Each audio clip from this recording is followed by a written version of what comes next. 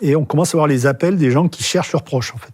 Sa coloc va nous appeler pour nous dire qu'elle est à l'hôpital Bégin. Donc on va se précipiter à l'hôpital Bégin et on me dit « Ah, mais non, elle n'est pas là ». Donc on rapplique à la maison. Et là, honnêtement, moi, je suis complètement dépassée. Je commence à m'inquiéter. Je sais que je pense avoir envoyé à mes frères et sœurs un mot pour leur dire, vers midi, en leur disant « Je ne veux pas m'inquiéter, je mets ça sur le compte d'une grasse mat ». En fait, je suis dans le déni, je pense. Pour moi, ils sont les deux ensemble, ils n'ont rien vu, ils filent le doux amour. On commence à faire les listes. Alors le nombre de morts et de blessés, on l'a à peu près. À 5-6 près, on a le nombre, mais on n'a pas les identités. Et ça va prendre des jours pour avoir les listes établies parce que c'est des centaines de morts et de blessés. C'est un volume de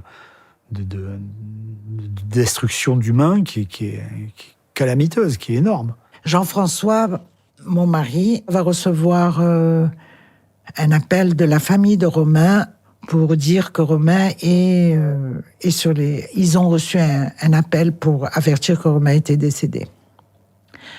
Donc ça, c'est vers 13h. Et puis là... Et puis, ils vont dépêcher une amie qui est sur Paris pour aller à l'Institut médico-légal, qui, elle, va rappeler Jean-François et va lui dire je vais être brutale, mais Lamia est sur les listes. Voilà, donc à 2h de l'après-midi, on va apprendre que Lamia est sur les listes. C'est pas effondré, c'est...